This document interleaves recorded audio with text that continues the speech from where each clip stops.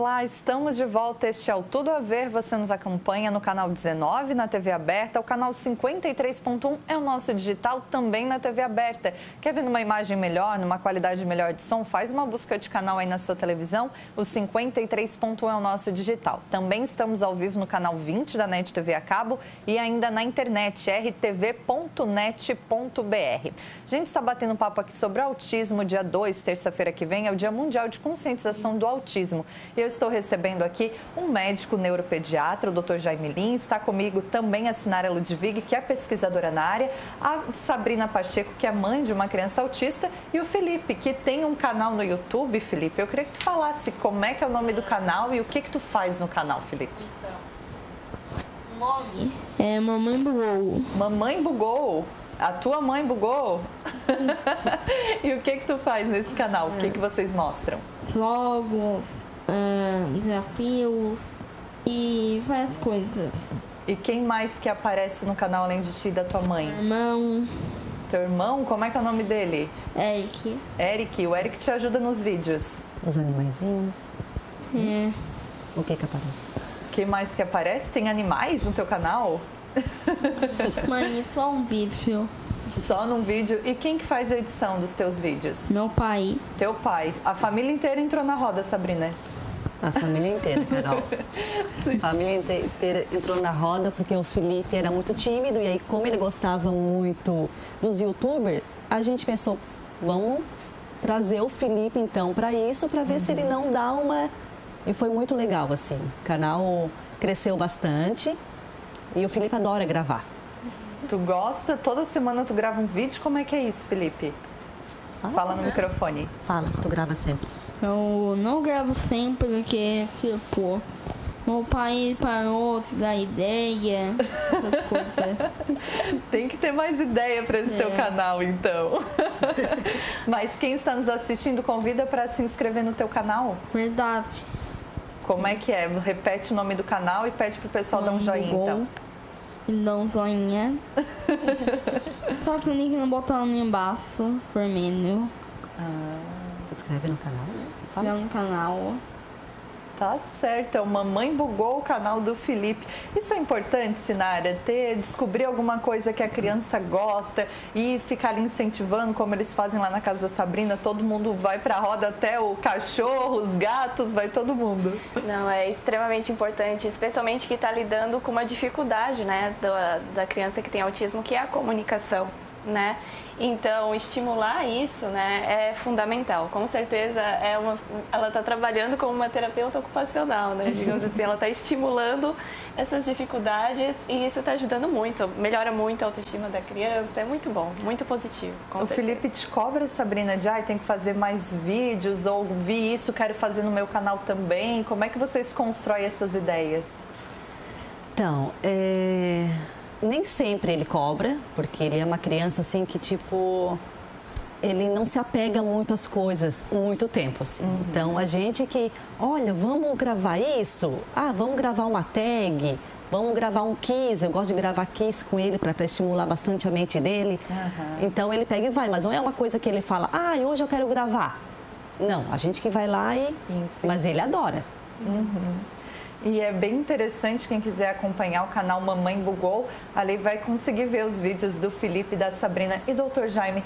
Essa questão de terapias ocupacionais, você falava antes do intervalo, dessa rede de profissionais que precisam, né, estar ali para ajudar a criança. A gente sabe que nem sempre a realidade das pessoas permite, né, que se tenha todos esses tipos de profissionais.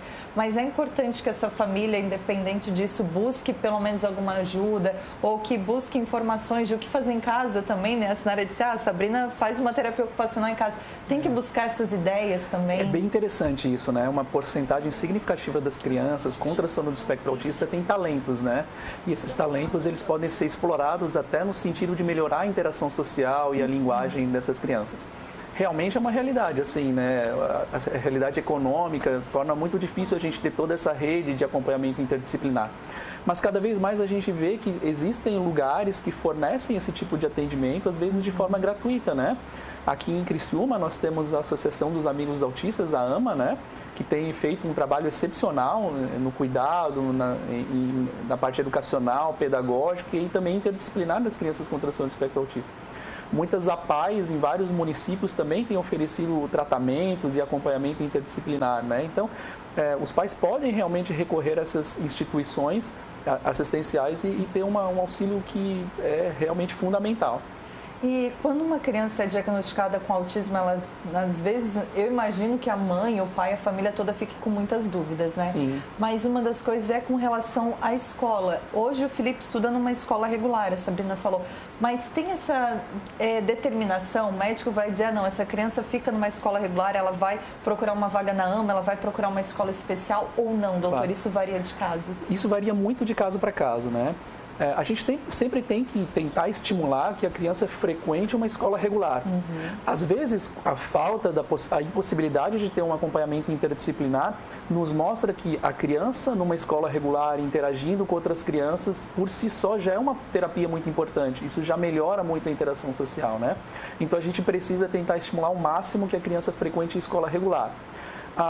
Essas escolas especiais ou mesmo podem ser feitas no contraturno, ou, dependendo de cada caso, alguns casos mais graves, vão ter mais dificuldades em frequentar uma escola regular. E aí cada caso é tratado individualmente.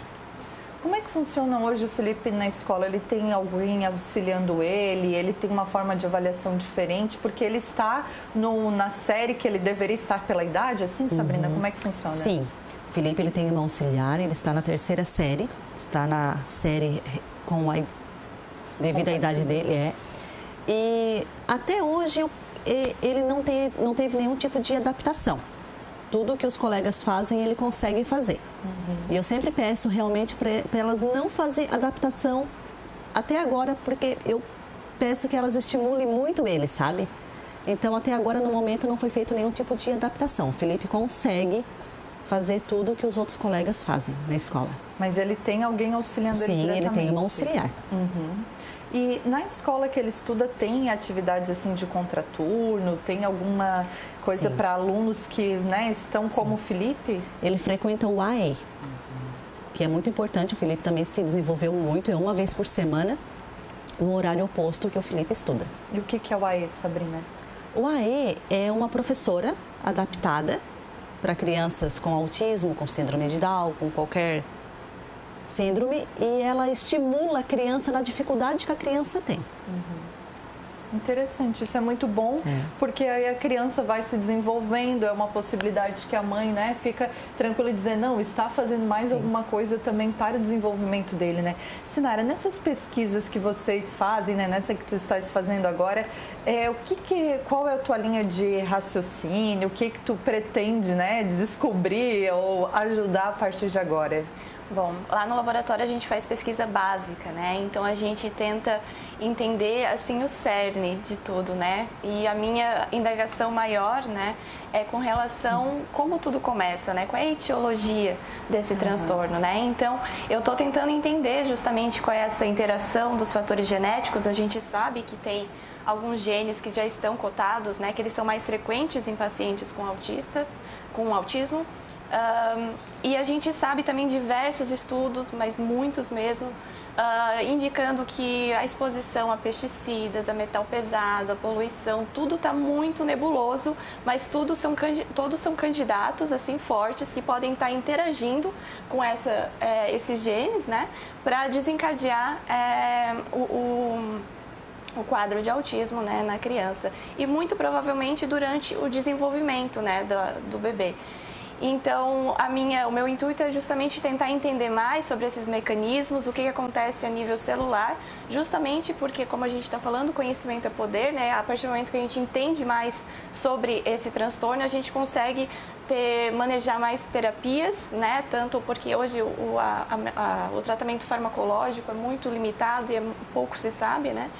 Da eficiência desses medicamentos, então a gente tenta entender um pouco mais para justamente ter uma abordagem terapêutica, né? Fornecer ferramentas para uma abordagem terapêutica mais eficaz. Isso é bem interessante e necessário, né, doutor? Porque você falava aqui dessa questão da pergunta que ninguém tem a resposta, Talvez esse seja um dos aspectos mais interessantes quando a gente conhece alguém como a Sinara, né?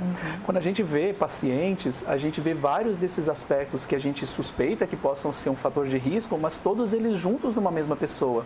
Podem ter fatores genéticos, exposição ambiental, fatores de parto, fatores de gestação. Quando a gente tem a oportunidade de conhecer uma pesquisadora como a Sinara, a gente percebe que tem pessoas fazendo pesquisa que consegue, por exemplo, às vezes isolar um fator, né? Consegue pesquisar um fator de cada vez para que a gente consiga saber qual que é a contribuição de um fator isolado e como depois, posteriormente, isso pode se traduzir num tratamento mais eficaz, né? Isso é muito importante, muito necessário, mas a gente ainda está numa fase assim que tem pouca informação, né? Isso, a impressão que a gente tem é que se fala bastante, mas a gente não sabe nada, né, sobre transtorno do espectro autista. E quanto mais a gente estuda, mais perguntas vão surgindo, né? As respostas ainda estão muito distantes, assim, mas a gente está chegando lá.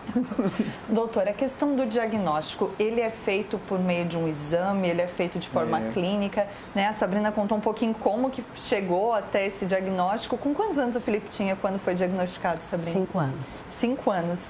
Até chegar nisso, como é que é feito o diagnóstico? O doutor Jaime chegou alguém e disse, não, é autista. De que forma? Infelizmente, a gente não tem nenhum marcador biológico para o transtorno do espectro autista. A gente não consegue ter um exame como uma ressonância, uma tomografia, ou mesmo ainda exames genéticos que consigam dizer, olha, é ou não é.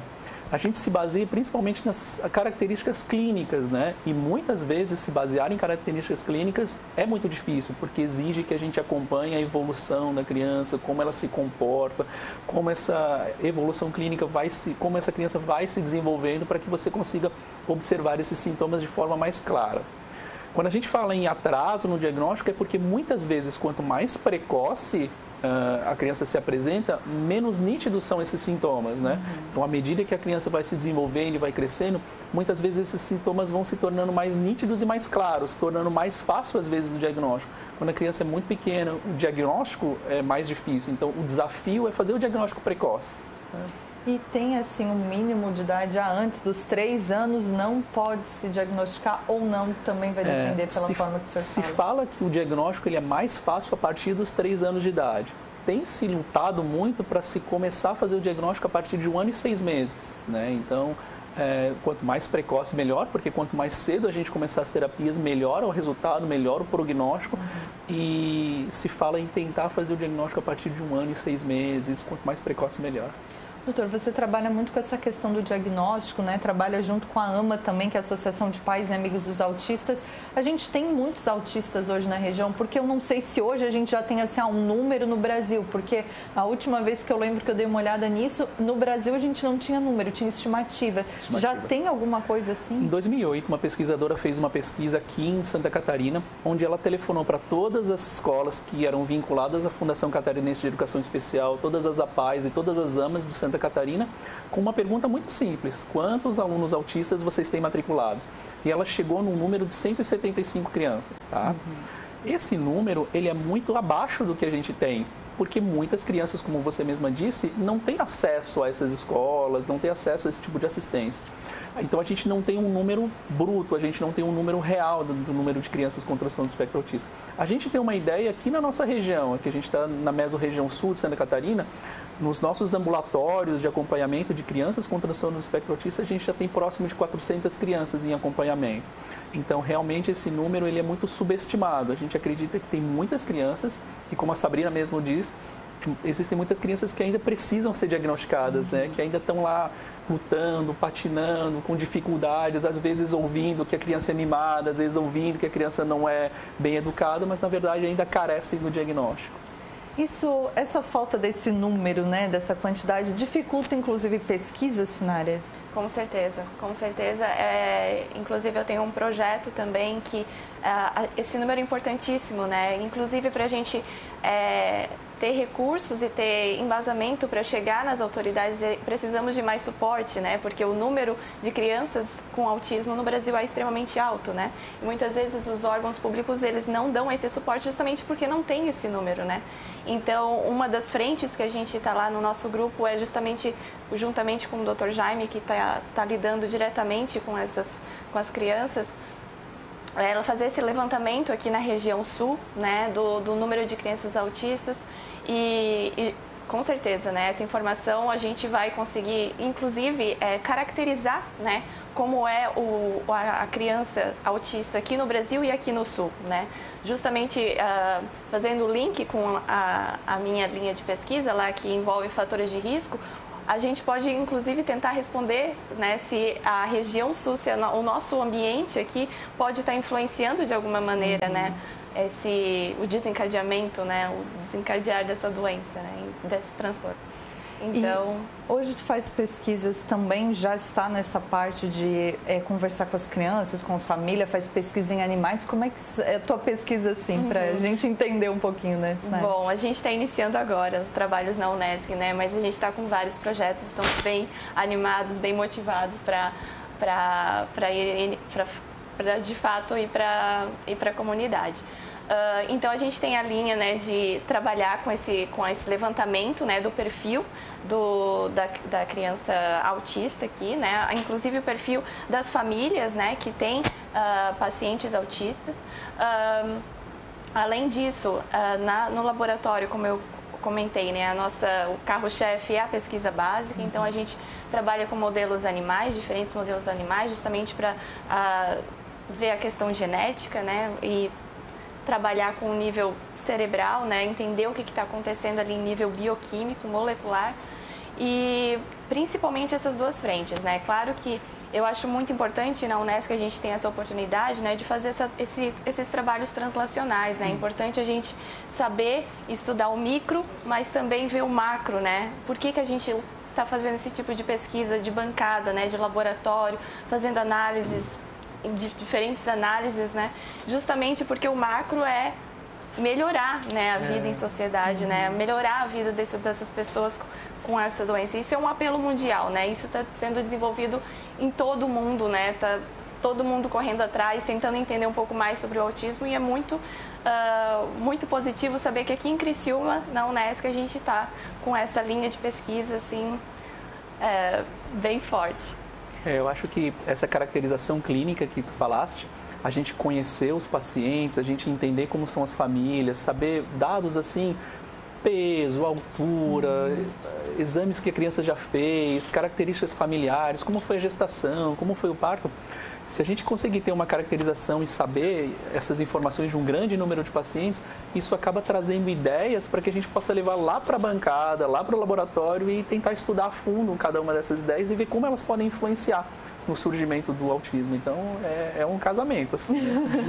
E eu acho que é muito importante também, né, Sabrina? Tu demorou um pouco para conseguir esse diagnóstico, dizer não, realmente é isso. E ouvir que hoje é feito pesquisa, que, né, tem profissionais da área preocupados em saber como evitar ou qual é a resposta para essa pergunta que a gente não tem. Isso também é importante, e apesar de hoje o Felipe já estar diagnosticado, tu já tem um caso desse na família, eu imagino que tu fica até um pouco aliviada, né? Eu não sei qual é o sentimento que tu tem com relação a isso. Não, é isso mesmo. É um sentimento de que bom que eles estão conseguindo chegar, alcançar, e é um alívio mesmo, assim. A gente se sente muito aliviada mesmo. Hoje tu tens o Felipe e tem o Eric, que o Felipe falou, né? Isso. Que é um irmão dele. Qual a idade, qual a diferença deles? E como é que tu lida com isso, dessa criação diferente dos dois? O Eric hoje ele está com 13 anos, é uma diferença de 4 anos e meio. Os dois se dão super bem, se brigam como qualquer dois irmãos, né? Mas o Eric tem um carinho muito grande pelo Felipe, tem um cuidado especial com o Felipe. E o Felipe também tem o Eric como melhor amigo, assim, se espelha muito no irmão mais velho. E isso que eu acho que foi uma das principais evolução do Felipe, foi o irmão, realmente. Ele acaba se espelhando no irmão. Como isso é legal, né, doutor? É mais alguém ajudando, é mais alguém, né, preocupado com o Felipe, incentivando o Felipe também, né? E defendendo quando precisa, né? Isso é bem importante. Sim. Doutor, essa questão de como a família lida com tudo isso também vai influenciar muito no futuro daquela criança? Porque quando a gente fala de criança, é uma situação. Mas eu imagino que a Bine, como todos os outros pais e mães de autistas, se preocupam muito com aquela pessoa adulta. Né? Isso interfere muito? Na verdade, verdade, acho que essa é a grande preocupação assim de todos os pais, é a gente ter a noção da nossa finitude, né? A gente sabe que a gente não vai estar aqui na Terra para sempre, em algum momento os nossos filhos vão precisar se virar e eles vão precisar ser independentes, né? Então essa é uma prioridade muito importante, assim, né? Como tornar nossos filhos independentes, como tornar eles independentes quando a gente vir a faltar, né? Então a família inteira acaba ajudando muito, né? Acaba atuando junto com a criança. Então o diagnóstico não é do paciente, é de uma família toda, né? Uhum. Então, isso é muito importante.